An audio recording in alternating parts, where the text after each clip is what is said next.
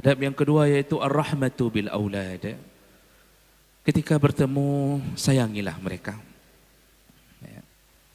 Sayangilah anak-anak. Jadi tanamkan sifat sayang pada anak-anak. Jadi bukan hanya pada istri, bukan hanya pada anak kandung, tapi tanamkanlah sayang, sifat sayang ketika bertemu dengan anak-anak.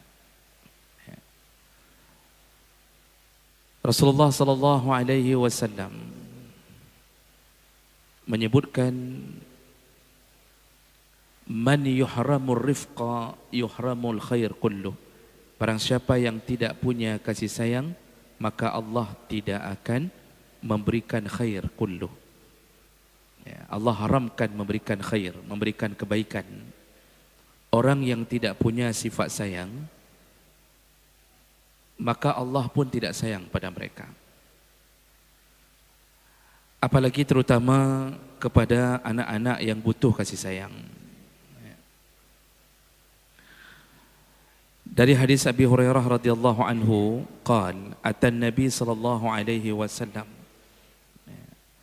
Nabi sallallahu alaihi wasallam pernah didatangi oleh rajulun wa ma'ahu sabi. Rasulullah pernah didatangi oleh seseorang yang membawa anak-anak. Faja'ala yadhummuhu ilaih. Anak-anak itu dipeluknya dengan kuat. Jadi laki ini datang ke Nabi sambil bawa anak-anak, dipeluknya dengan kuat anak ini. Faqala Rasulullah sallallahu alaihi wasallam. Rasulullah kemudian berkata, "Atarhamah? Engkau sayang pada anak ini?" Ya, ditanya Nabi, "Engkau sayang pada anak ini?" Qala na'am. Dia menjawab, "Na'am ya Rasulullah, aku menyayanginya ya Rasulullah." Qala, Rasulullah kemudian berkata, "Fallahi arhamu bika minka, fallahu arhamu bika minka bihi, wa huwa arhamur rahimin." Ketahuilah, kasih sayang Allah lebih hebat Allah curahkan kepadamu daripada kasih sayangmu yang engkau curahkan pada anak ini. Wa huwa arhamur rahimin. Sesungguhnya Allah Maha Penyayang di atas semua yang menyayang. Hadis riwayat Bukhari dan riwayat Muslim. Lihatlah Bapak Ibu, bagaimana Rasulullah mengatakan janji orang yang menyayangi anak-anak, maka Allah lebih sayang kepada orang ini, lebih hebat sayang Allah pada orang ini dibandingkan sayangnya dia pada anak-anak. Kita ini kan kalau lagi sayang anak, Pak, kita kan kadang-kadang lupa tentang ibadah. Kan besar sekali kasih sayang kita pada anak-anak. Sehingga Rasulullah pernah menyebutkan al-aulad mujabbanah wa mubakhalah. Anak-anak itu bisa membuat seseorang menjadi penakut dan menjadi kikir. Dalam hadis yang lain, anak-anak bisa membuat seseorang menjadi mujabban, jabin, menjadi seorang pengecut, penakut. Apa maksudnya? Kita kalau nggak punya anak atau lajang, belum nikah, tidak punya anak yang kita sayang, itu kita berani, diajak perang pun kita perang. Diajak berjihad kita nggak mikir panjang, alah metidro kopi, ya, tinggal sendiri pun apa pikir panjang. Tapi bagi mereka yang punya anak, apalagi anak-anak yang kecil-kecil, itu ketika diajak jihad, itu pasti mikirnya panjang. Ini kalau saya jihad, saya mati, siapa yang pelihara mereka? Rasa-rasanya tidak siap meninggalkan mereka. Makanya banyak orang yang menjadi pengecut ketika ada anak bersamanya. Kita ini banyak tidak berani melakukan sesuatu yang sifatnya berhubungan pengorbanan terhadap agama karena dibatasi oleh anak-anak. Makanya Allah mengingatkan, wala tulhikum amwalukum wala auladukum an zikrillah. Janganlah harta dan anak-anak, kata Allah, janganlah harta dan anak-anak kalian melalaikan kalian daripada mengingat Allah Subhanahu wa taala. Kan disebut oleh Allah harta dan anak-anak. Enggak disebut istri, karena anak-anak begitu lahir, istri jadi nomor 2. Dulu sebelum ada anak, istri nomor 1, karena kita berharap istri jadi jembatan punya anak. Ketika istri hamil, kita masih sayang istri, Pak. Begitu lahir, di hari lahirnya saja kita kadang-kadang maknya saja enggak kita lihat lagi. Langsung kita tanya duluan, agam pinang. Ya, laki apa perempuan? Kata suster, alhamdulillah laki. Masya Allah kita gembiranya. Mamaknya enggak kita tanya. Mama yang melahirkan anak itu saja kita tidak tanya. Akhirnya si mama itu katanya, oh mahana dingin dong. Saya enggak ditanya pun, peluk kembali. Masukkan kembali anak itu kalau begitu. Jadi sampai begitunya, kita mulai dari hari itu semua perhatian kita ke anak-anak. Kita mulai buat rencana-rencana, kita belikan baju ini, kita buat ini rencana macam kita.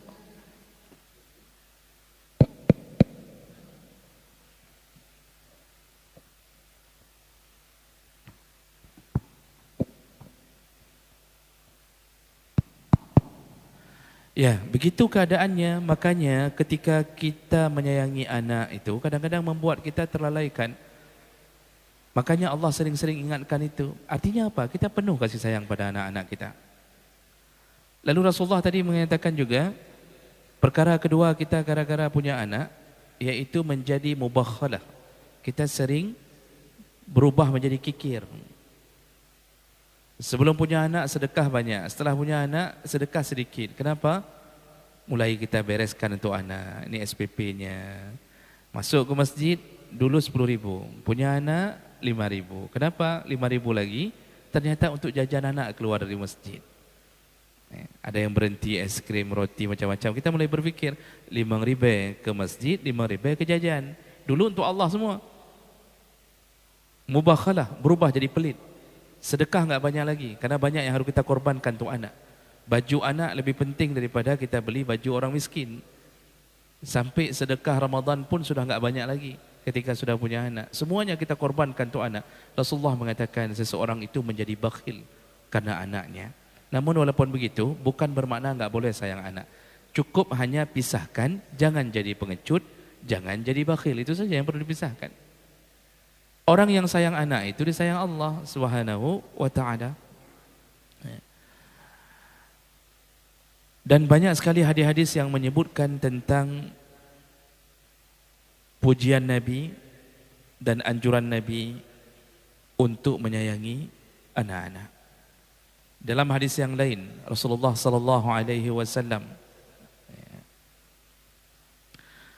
ketika sedang duduk dengan beberapa sahabat, kemudian Rasulullah bertemu Hasan dan Husain, kemudian Rasulullah mencium Hasan dan Husain. Lalu ada salah satu sahabat melihat Nabi mencium anak-anak. Ada salah seorang yang mengatakan, Andi asyratu aulad. Aku punya 10 orang anak. Aku tidak pernah mencium mereka. La muqabbiluhum abada. Aku tidak pernah mencium mereka. Sampai hari ini, kata dia. Jadi ketika melihat Nabi cium anak-anak, bagi orang jahiliyah pada waktu itu agak sedikit aneh. Karena orang Arab itu kan karakternya keras. Orangnya keras. Mencium anak-anak di masa jahiliyah itu terasa sedikit aneh. Seperti kesan seperti sifat-sifat perempuan lah. Artinya ini kok kayak perempuan cium-cium anak-anak. Ini bagi mereka sesuatu hal yang aneh, pandangan Nabi mencium anak-anak. Lalu kemudian dia mengatakan, aku punya 10 orang anak, tidak pernah aku cium sekalipun. Maksudnya, apa cium-cium? Ilung nanti peluh roh anak, aku cium 3 lebih. Hana mampu cium-cium, katanya. Entah apa cium-cium anak. Tak pernah ini kejadian ini begini sama kita, katanya. Disitulah Nabi kemudian mengatakan, man la yarham, la yurham. Ingat kata Nabi, barang siapa yang tidak menyayangi, maka dia tidak akan disayangi. Hadis riwayat Bukhari dengan derajat yang sahih. Maka Bapak Ibu yang Allah muliakan, hati-hati. Yang tidak pernah punya sifat sayang pada anak, maka dia tidak akan disayangi. Bagi orang tua yang punya hati yang keras, yang mungkin tidak tersentuh dengan ayat dan hadis-hadis tentang kasih sayang kepada anak-anak. Lalu dia menganggap bahwa anak-anak itu tidak layak untuk disayangi, tidak layak dicium. Keras, karakternya keras. Jadi kalau anak-anak itu dianggap sebagai orang yang boleh dia tampar, dia tendang, dia injak, dia pukul, disuruh ini, disuruh itu, enggak pernah ada satu pun sifat sayang yang dia nampakkan. Ini biasanya berlaku pada seorang ayah atau ibu yang tidak cukup pendidikan agama. Enggak cukup pendidikan agama. Jadi hidup sendiri, apalagi sempat hidup dalam kekerasan. Hidup dalam kekerasan, terbawa kekerasan itu dalam rumah. Dari kecil anak-anaknya itu enggak sempat, dia pegang enggak ada, dia gusuk pun enggak ada. Dia elus-elus kepala enggak ada, apalagi diangkat, dicium, oh enggak sempat Pak. Enggak sempat. Pulang kerja, gerubum langsung ada di KI, langsung tertidur, besok pagi bangun kerja lagi, itu anak enggak terperhatikan. Anak kecil main-mainlah sendiri di situ. Enggak ada waktu untuk menyayanginya. Enggak ada waktu untuk menggendongnya. Apa kata Nabi? Yang tidak sayang, tidak akan disayang. Efeknya apa nanti? Sedikit-sedikit terbangun dalam hati anak ini. Dia tidak disayang oleh orang tuanya. Begitu tidak disayang oleh orang tuanya dan nampak perbuatan itu, nanti tunggu ketika kita terbaring di rumah sakit kah, di rumah kah, kita stroke, asam urat, kolesterol, enggak bisa jalan, Pak. Enggak ada satu anak pun yang sayang sama kita. Mereka cuma berbisik-bisik, ayah sakit. Kata anak lain, bah kemah gede. Biar kemas dia di situ. Ada yang bilang lagi, biar babas kirus terus di situ dia. Semua benci ke ayahnya. Kenapa? Teringat, dulu yang teringat cuma pukulannya. Yang teringat cuma rotannya. Yang teringat cuma tamparannya, caci makinya. Anak pulang SD bukan diciumnya dulu. Bukan disayangnya dulu, bukan dipeluk, enggak ada cerita itu. Bawa jalan-jalan malam Sabtu, malam Minggu, kasih makan ini, makan itu, enggak ada. Jangankan bakso beranak, bakso enggak ada anak aja dia enggak mau makan. Semua itu terpatri di dalam hati. Tersimpan dalam hati, dia tidak sayang kita. Muncul benci. Akibat muncul benci, tercampaklah kita waktu sakit.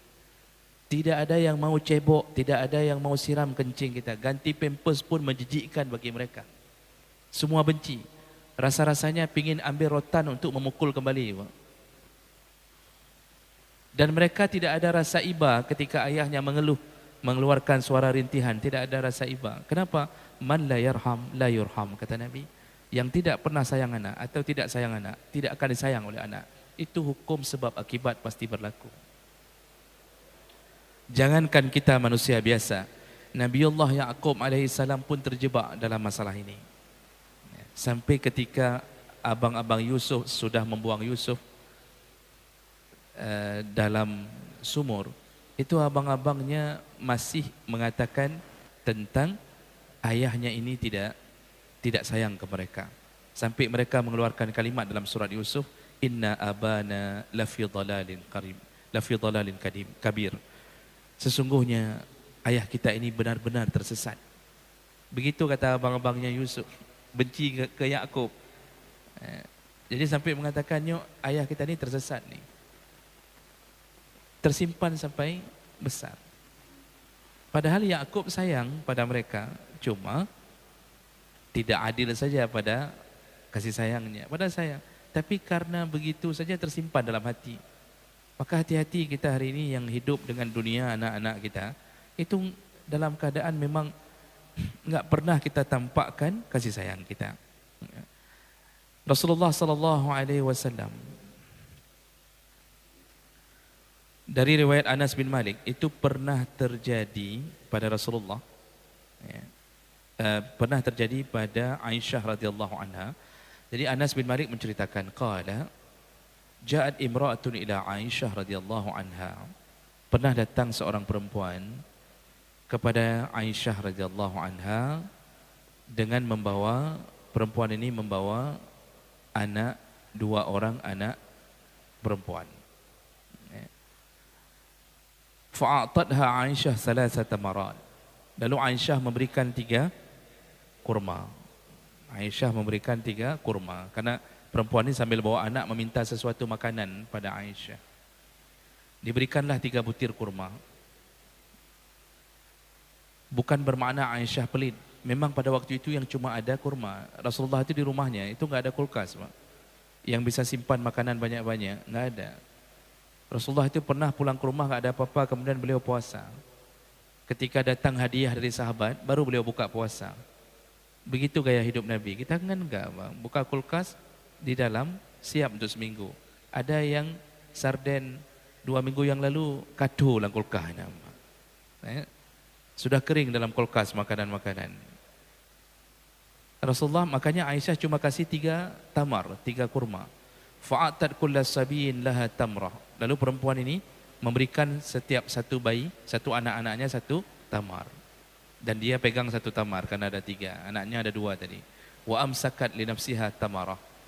Dia pegang 1 kurma, fa'akala sabiyani tamratain. Anak-anak yang 2 orang ini makan 1 kurma, 1 kurma. Berarti tinggal 1 kurma di tangan ibunya. Wa nadhara ila ummihima. Ketika mereka sudah makan 1 kurma, mereka memandang ke ibunya. Dia pandang ibunya. Ya. Fa'amadatil ila tamrah fasyaqqatha. Maksud mereka pandang, maunya ibu 1 lagi itu pun kalau bisa untuk kami ajalah. Ini ibunya belum makan nih. Tadi sudah 1 anaknya. Kedua anak ini memandang ibunya seakan-akan meminta 1 kurma ini agar untuk mereka juga. Apa yang terjadi? Fasyaqqatha. Dibelahlah kurma ini menjadi 2. Fa'atat kullas sabiyyin nisfat tamrah. Maka setiap anaknya diberikan setengah.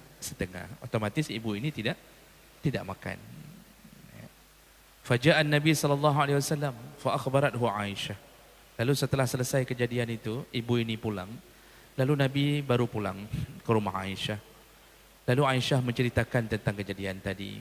Faqala, Rasulullah mengatakan. Jadi Aisyah ketika cerita itu dalam hadis riwayat yang lain dengan kisah yang sama, Aisyah takjub. Kata Aisyah, sungguh mengherankan. Aku takjub dengan seorang ibu yang membawa 2 orang anak. Padahal tadi kurma itu bisa saja dia makan untuknya. Tapi dia belah lagi, dia berikan ke anaknya. Dan itu ibu itu tidak makan. Aku takjub sekali, kata Aisyah. Faqala, Rasulullah menjawab, wa ma yu'ajibuka min zalik. Apa yang membuat kamu heran dengan keadaan itu, wahai Aisyah? Laqad rahimallahu birahmatiha sabiyiha. Ketahuilah wahai Aisyah, kata Rasulullah,